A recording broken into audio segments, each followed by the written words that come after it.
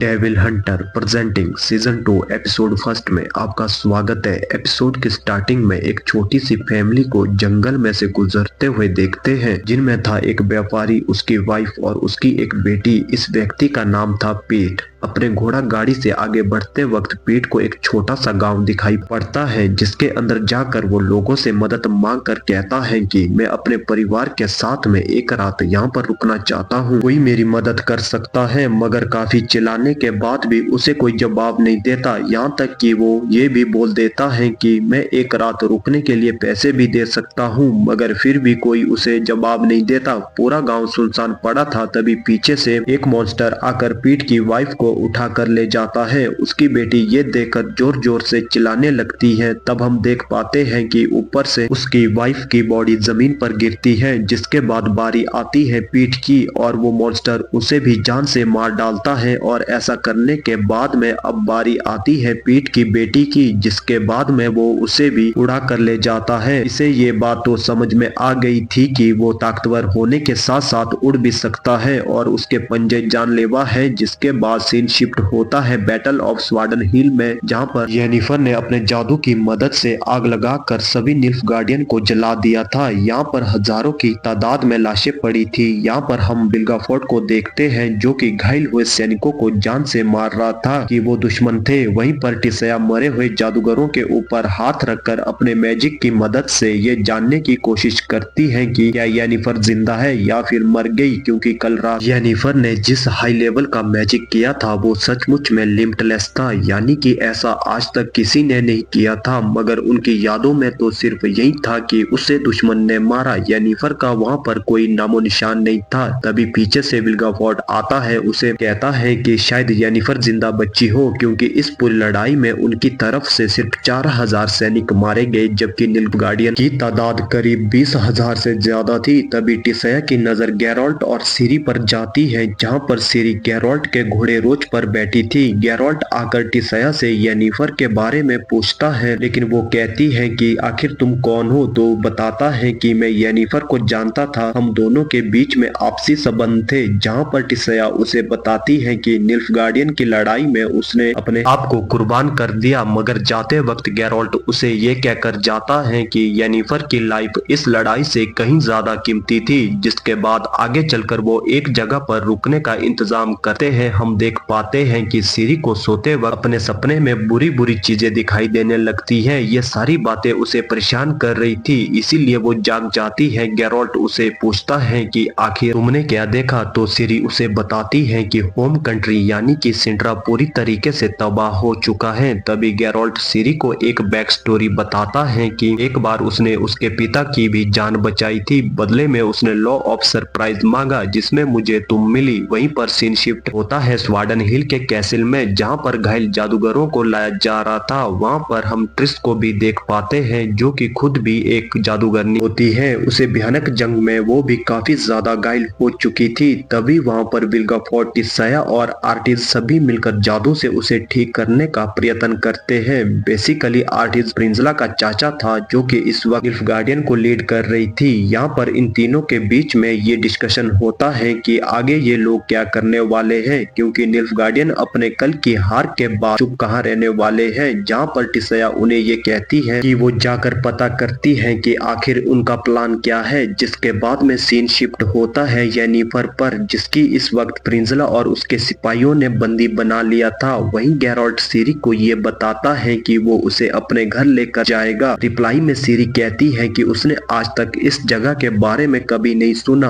तो गैरोल्ट कहता है कि वो जगह है जहाँ पर उसी की तरह के विचर रहते हैं। बेसिकली देखा जाए तो ये इनका ट्रेनिंग कैंप होता है, जहाँ पर ये अपने आप पर काम करके अपनी स्किल को और बढ़ाते हैं और फिर आम इंसानों को मॉन्स्टर से बचाते हैं। तभी गैरोल्ट को अपने सामने एक जानवर की लाश पड़ी दिखाई देती है और ये सब कुछ देखकर उसका घोड़ा रोज कुछ अजीब सा बिहेव करने लगता है। ये सब कुछ देखकर गैरोल्ट को ये अंदाजा लग जाता है कि यहाँ पर कुछ तो गड़बड़ जरूर है। जिसके बाद में वो फुर्ती से सिरी को लेकर वहां से निकल जाता है, मगर कुछ देर में रात हो जाती है और इनके सामने वही गांव आ जाता है जहां हमने इस एपिसोड की स्टार्टिंग में देखा था। उस गांव के इतने गहरे सन्नाटे को देखकर गैरोल्ट समझ जाता है कि वो मॉन्स्टर यहीं पर है, जिसके बाद वो सीरी से कहता है कि वो लोग अपने दोस्त के घर पर रेस्ट करेंगे, जो कि यहाँ से थोड़ी ही दूर पर है। और अपनी जर्नी को कंटिन्यू करते हुए ये लोग बड़ी सी हवेली के पास आ जाते हैं, मगर हवा इतनी तेज चल रही थी कि उसके गेट फड़फड़ाने लगते हैं और तभी अचानक से एक सुअर के फेस वाला क्रिएचर गैरोल्ट पर हमला कर देता है। इसका नाम होता है नेवलिन और यही गैरोल्ट का फ्रेंड होता है। बेसिकली उसे ये लग रहा था कि यहाँ पर किसी मॉन्स्टर ने एंट्री कर ली है, मगर वो तो गैरोल्ट होता है। यहाँ पर सीरी उसे कहती है कि काफी दिन हो गए मैं नहाई नहीं हूँ, मुझे नहाना है। तभी वहाँ पर नेवलिन जादू से बाथ टब नीचे ले आता है और साथ ही अपने मैजिक से पूरी हवेली की लाइट को ऑन कर देता है, जिसके बाद वो उन्हें डिनर पर इनवाइट करता है। और अब यहाँ पर डिनर के साथ साथ इनके बीच में बातचीत भी होने लगती है, जहाँ पर नेवलिन ये बताता है कि वो किस तरीके से गैरोल्ट से मिला था। हुआ ये था कि एक बार पीछे से एक बहुत बड़ा मॉन्स्टर लगा था, जिससे कि गैरोल्ट ने उसकी जान बचाई थी। मगर तभी गैरोल्ट बीच में बोल पड़ता है कि वो सब तो ठीक है, मगर तुम्हारी शक्ल को क्या हो गया? जब लास्ट टाइम देखा था तब तो तुम एक इंसान थे, ऐसा कैसे हो गया? तो रिप्लाई में नेवलिन बताता है कि उसने एक मंदिर में लगी आलू की फसल को तबाह कर दिया, इसी वजह से वहाँ की पुजारन ने उसे श्राप दे दिया और इसी वजह से आज मेरा ये हाल है। वो ये भी बताता है कि वो अपनी लाइफ से थक चुका था। दरअसल उसने जान देने की भी कोशिश करी, मगर उसके श्राप की वजह से अगेन वो जिंदा हो गया था। तभी सीरी को ऊपर छत पर से कुछ आवाज आने लगती है, तो नेवलिन कहता है कि वो तो सिर्फ मेरी बिल्ली है। वही सीन शिफ्ट होता है येनिफर पर, जो कि प्रिंसला से बात कर रही होती है कि हो सके तो वो निल्फगार्डियन को सपोर्ट करना बंद कर दे,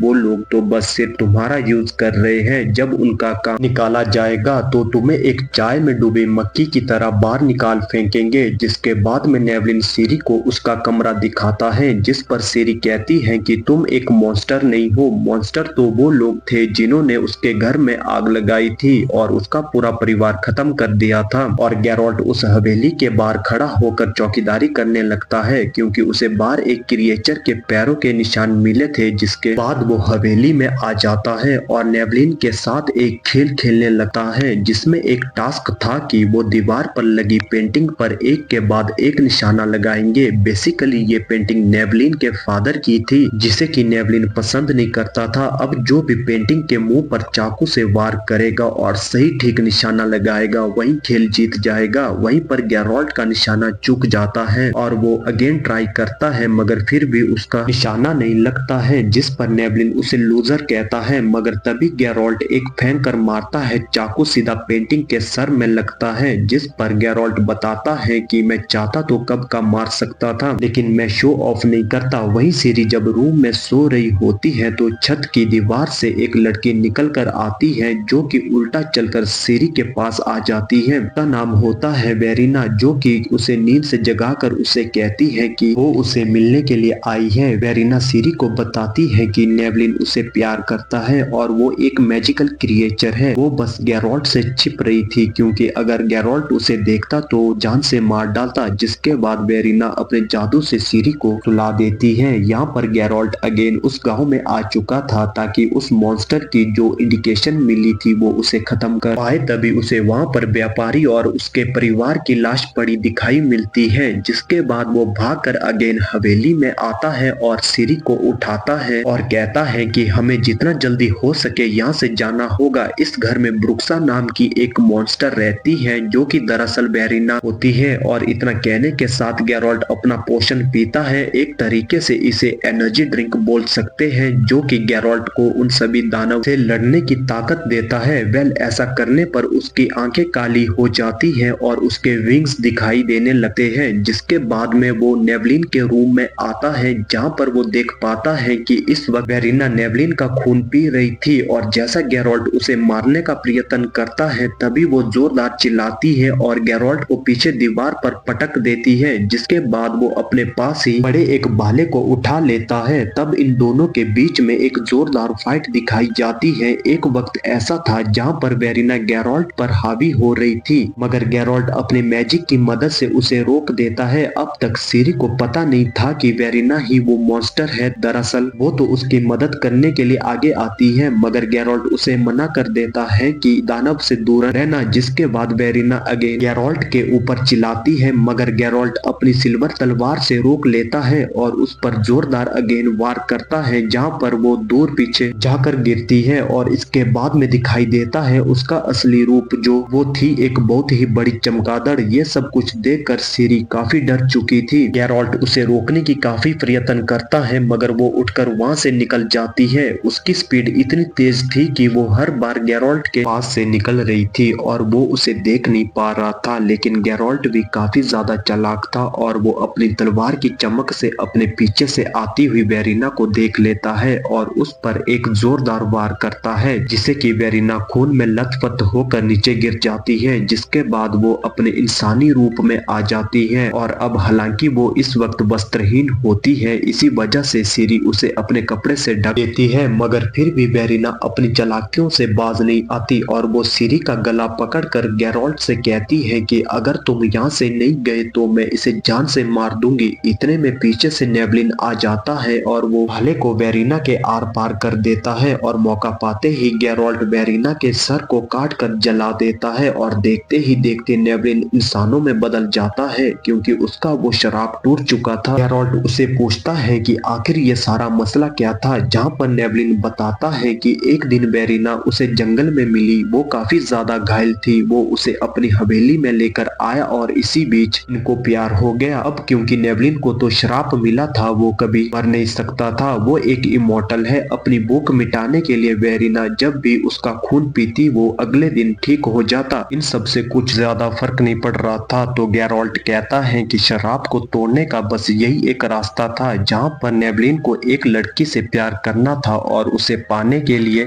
अपने पुराने प्यार को कुर्बान करना था, जो कि अब हो चुका था। मगर साथ ही साथ नेवलिन एक और बात बताता है कि उसने मंदिर की पुजारन के साथ रेप किया था। आलू वाली बात झूठी थी, इसीलिए गेरोल्ड तुम मुझे जान से मार दो। लेकिन गेरोल्ड कहता है कि अब तुमसे तुम्हारी अमरता जा चुकी है, तुम खुद भी अपने आप को मार सकते हो। जिसके बाद सीन शिफ्ट होता है येनिफर और प्रिंजला पर, जो कि इस वक्त जंगल में अकेली होती है और वहीं पर कोई एक दूसरा मॉन्स्टर आकर उनके आसपास मौजूद सारे सैनिकों को मारने लगता है। और इसी सस्पेंस के साथ ये शानदार एपिसोड यहीं पर खत्म हो जाता है। सो गाइज, आपको ये वीडियो कैसा लगा प्लीज लाइक और कमेंट करके जरूर बताएगा और चैनल पर नए हो तो सब्सक्राइब भी जरूर कीजिएगा। Thank you.